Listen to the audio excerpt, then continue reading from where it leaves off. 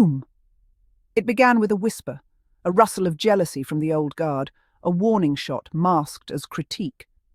But what Martha Stewart didn't expect was that her own words would boomerang back, laced with the heat of truth and the fury of millions who saw right through her hollow posturing.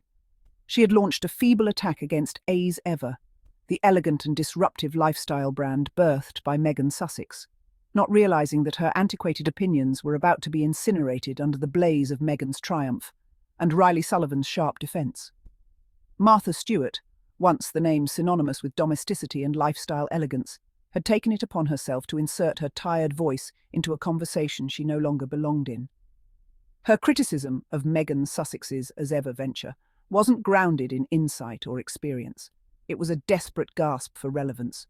Her accusations that Meghan was copying her fell flat against the backdrop of a brand that had already sent ripples across the global beverage industry with its breakout success. As Ever Rose wine. The truth? Martha Stewart wasn't just wrong, she was out of touch, and she picked the wrong woman to undermine. Reilly Sullivan, a respected commentator and branding strategist, stepped forward with the force of a reckoning. His response wasn't merely a clapback, it was an intellectual, cultural, and professional annihilation of Stewart's premise. He called it plainly. Martha was speaking on something she did not understand, injecting herself into a narrative that had long since evolved beyond her comprehension.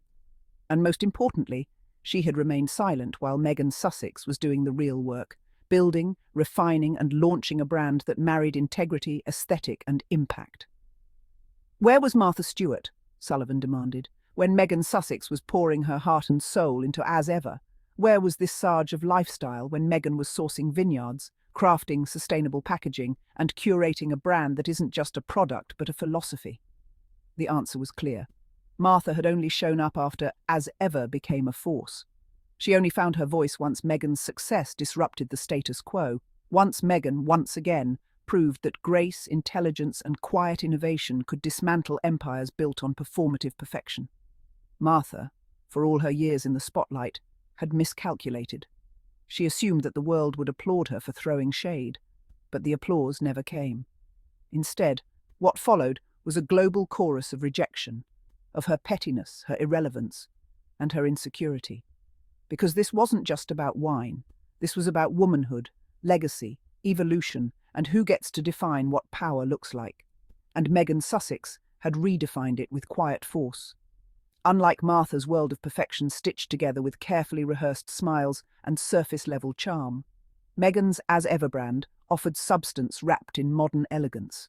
It was not an imitation, it was a reformation. The design was original, the storytelling was authentic, the impact was undeniable, and the rose, a revelation. Critics and sommeliers alike had been stunned by the delicate balance, the freshness, and the meticulous craftsmanship of As Ever Rose. It wasn't a gimmick, it wasn't a celebrity side hustle. It was a serious contender in the global wine scene, garnering praise, awards, and an expanding international customer base. Its aesthetic was lauded, its transparency praised, its founder revered. And yet Martha, from the sidelines, thought she could diminish it with a few lazy comparisons. But the public wasn't having it. Reilly Sullivan's takedown resonated because it echoed what many already knew. Meghan Sussex had earned every drop of her success. She had built something that was not only refined, but revolutionary. And she did it while being ridiculed, scrutinized, and underestimated. Sullivan didn't just defend Meghan, he exposed Martha's real fear, irrelevance. "Let's be honest," he said in a now viral interview. "Martha Stewart isn't critiquing As Ever, she's panicking. Meghan Sussex didn't copy her, Meghan surpassed her. She brought style, ethics, and resonance to a market Martha no longer understands. And she did it with silence while Martha did it with noise." The statement hit like a thunderclap. Suddenly, Martha Stewart wasn't the elder stateswoman of lifestyle anymore. She was the bitter relic trying to slow down a train that had already left the station. And Meghan? She didn't even need to respond. She continued pouring her vision into every detail, her handwritten notes, her curated visuals, the seasonal palette shifts, the community stories embedded in the As Ever ethos. The packaging wasn't just designed, it was composed. The rose wasn't just bottled, it was breathed into life. This wasn't about replication, it was about reinvention. It wasn't long before business leaders and creative directors joined the conversation, lifting Meghan's as ever brand as a case study in how to lead with elegance, mindfulness, and cultural awareness. From Bordeaux to Brooklyn, from Nairobi to Napa Valley, as ever became a symbol of premium living redefined for the next generation. It was no longer just a brand, it was a movement. Meanwhile, Martha's comments aged like unrefrigerated cream. They soured in public discourse, mocked for their laziness, and exposed for their hypocrisy. What Stewart failed to grasp was that Meghan's audience wasn't looking for recycled ideals or hollow perfection. They wanted realness, and Meghan gave it to them in crystal-cut glasses, in every drop of rose that whispered sunlit vineyards and handwritten dreams. Martha became a cautionary tale of what happens when a legacy figure forgets that greatness isn't preserved in smugness, but evolved through humility. Reilly Sullivan reminded the world that gatekeeping has no place in innovation, especially when it comes from someone who contributed nothing to the journey and seeks only to co-opt the triumph. If Meghan Sussex had failed, Sullivan noted, Martha would have stayed silent, but she succeeded, so here comes the slander. That's not critique, it's cowardice. Sullivan's words didn't just burn, they illuminated. In the aftermath, as ever sales skyrocketed, not because of drama, but because the wine lived up to the story. Clients, high-end and grassroots, shared their love for the brand, from beachside brunches to elegant wedding receptions. Meghan's vision had entered their homes and their lives, and they weren't letting it go. Stewart, once the queen of the lifestyle empire, now stood on the outskirts of a new world she could not command. Her throne had long since eroded, not because someone stole it, but because she never evolved to defend it. Meghan Sussex didn't need Martha Stewart's validation.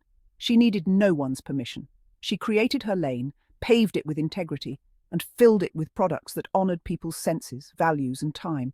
And that is what Martha never understood. As ever wasn't just a brand. It was a resurrection, a reminder that reinvention isn't imitation, it's innovation with intent. As Reilly Sullivan concluded, Martha Stewart can keep pretending Meghan copied her, but the world sees the truth. And truth, like good rose, doesn't lie. It lingers. The wine still pours, the vision still reigns. And Martha Stewart, she's been left in the shadows of a light she couldn't dim. Meghan Sussex's as ever didn't just survive Martha Stewart's envy, it thrived. With Reilly Sullivan's bold defence and global praise pouring in, Meghan's vision eclipsed outdated voices. Her rose became more than a beverage. It became proof that elegance, authenticity, and purpose will always outshine bitterness masked as critique.